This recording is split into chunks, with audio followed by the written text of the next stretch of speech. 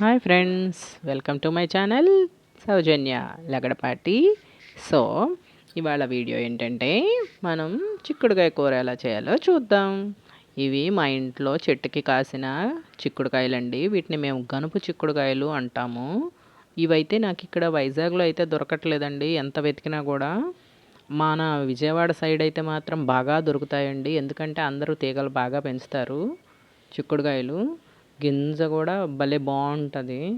ఎంత టేస్టీగా ఉంటుందో కర్రీ. సో ఆ చిక్కుడుకాయలను తీసుకొని ముందుగా నేను ఉడకబెట్టుకున్నాను. వాటికి పొట్టు తీసేసాను అనమాట. ఆ క్లిప్ కనిపించలేదు, ఉడకబెట్టిన క్లిప్పు. చిక్కు తీసి ఒక పక్కన ప్లేట్లో పెట్టుకున్నాను. చిక్కుడుకాయలని కళాయి పొయ్యి మీద పెట్టేసేసి పోపు వేసేసాను. ఆయిల్ వేసి కొంచెం పోపు దినుసులేసి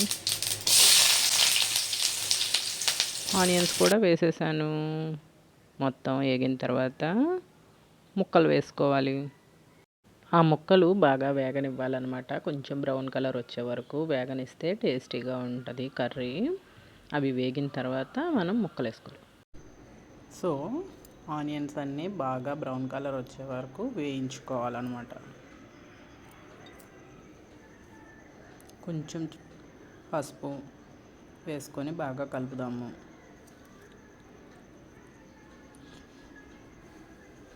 ఆనియన్స్ ఇంకా బాగా వేగాలి అంటే లైట్గా చిటికెడు ఉప్పు వేస్తే ఆనియన్స్ ఇంకా బాగా డీప్ ఫ్రై అవుతాయి.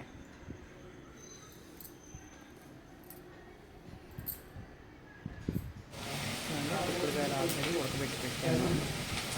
మేమైతే ఒకసారి ఇలా ఉడకబెట్టిన చిక్కుడుకాయలు మా చిన్న పాప అయితే తినేస్తుంది, మేము కూడా తినేస్తాము. హెల్త్కి కూడా మంచిది, డైజెషన్ సిస్టమ్ కూడా బాగా వర్కింగ్గా ఉంటుంది. సో అవన్నీ చెప్పాను కదా, ఉడకబెట్టి చిక్కు తీసి పక్క పెట్టినవి అవన్నీ ఆనియన్స్ వేగిన తర్వాత వేసేసి బాగా వేసుకోవాలి.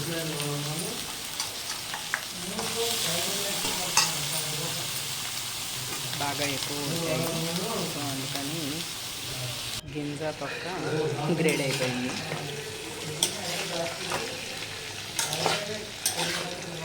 బాగా కలర్ పెట్టుకున్నాను.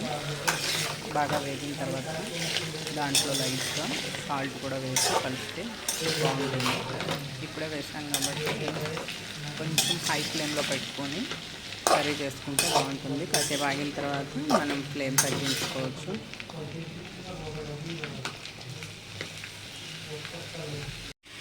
ఇదిగోండి, అమందస్తా తీసుకొని మనం వెల్లుల్లి అందులో పొట్టంతా తీసేసి వేసుకొని దంచుకున్నాం అన్నమాట. బాగా మెత్తగా దంచేస్తే చాలా బాగుంటుంది.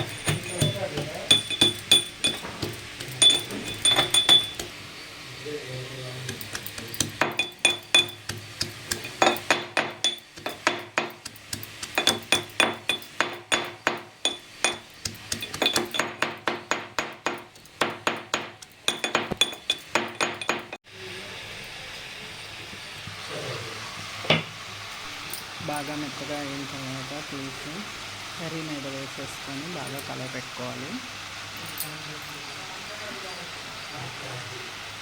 మొత్తం అంతా దాన్ని తీసి వేస్తున్నాం.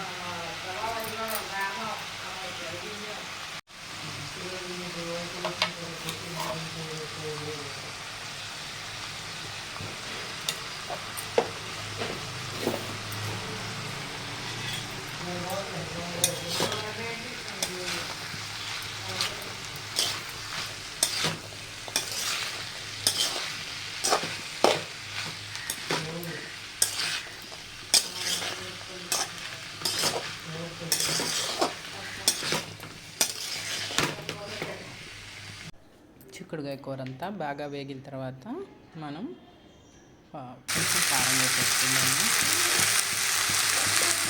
కారం వేసుకొని బాగా కలుపుకొని కూర వచ్చేస్తుంది.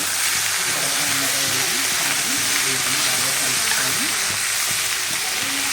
చామీ లేకుండా ఫ్రై సూపర్ ఉంటుందండి. ఆల్రెడీ మనం ఉడకబెట్టిన కదా ఇది, అందుకని ఎక్కువసేపు చేసాను. లైట్గా కొంచెంసేపు వేస్తే సరిపోతుంది, ఎక్కువసేపు అక్కర్లేదు. ఫైనల్గా కర్రీ అయితే రెడీ అయిపోయింది. ఉప్పు కారం సరిపడినంత ఉందా లేదా అనేది ఒకసారి చెక్ చేసుకొని మనం స్టవ్ ఆఫ్ చేసుకోవటమే. సో ఈ వీడియో కనుక మీకు నచ్చినట్టయితే ఒక లైక్ చేయండి. Thanks for watching. Please like, share and subscribe my channel.